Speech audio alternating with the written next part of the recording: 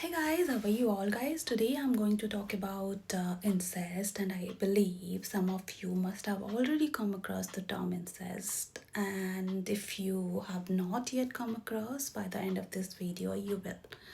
So let's understand what incest is and what is the psychological reality behind it. Incest is not just a taboo, it's a serious psychological and emotional violation. Now let's understand what incest actually is. Incest refers to sexual or romantic involvement between close family members, for example, mother, sister, brother, etc. And it is harmful, illegal, and considered abuse, especially when there is pressure, there is manipulation, or a power imbalance, which is almost always the case. Now, let's understand the psychology behind incestuous abuse. Incest usually happens because of power imbalance. For example, a parent or older relative misuse authority. Emotional manipulation is another case. And in this case, the victim is convinced they can't say no.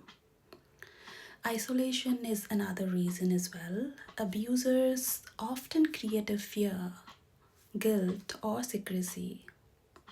Boundary breakdown is a classic example where the abuser ignores basic human and family boundaries, and victim often freeze due to shock or fear, feel really confused, ashamed, or guilty. So they stay silent because they fear breaking the family and they believe they won't be believed. So it is really important to understand the victim is never responsible. The abuse is never mutual. Now let's understand the long-term psychological impact of incest. So the incest survivors struggle with many things such as PTSD or trauma response. There can be trust issue and emotional numbness, anxiety, depression, or self-blame, difficulty forming healthy relationship, body shame or dissociation, confusion around boundaries and safety. Well, we must understand these reactions are really normal response to trauma, not weakness. And recovery from incest related trauma is absolutely possible with the right support.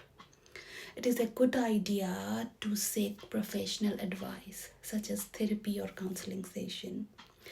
Therapy often focuses on rebuilding trust and safety, processing the trauma safely, breaking shame and self-blame, relearning healthy boundaries, calming anxiety and trauma responses, reconnecting with one's identity and self-worth. And the supportive steps may include trauma-informed counseling sessions, grounding techniques, support group setting, boundaries with unsafe family members. And I believe no one should deal with this alone. Trust me, seeking professional help can be life-changing. Incest is not a family issue. It's a serious trauma that affects the mind, body, and relationships. Speaking up and seeking help is not betrayal. It's choosing healing, safety, and self-respect. I hope this helps. Thank you.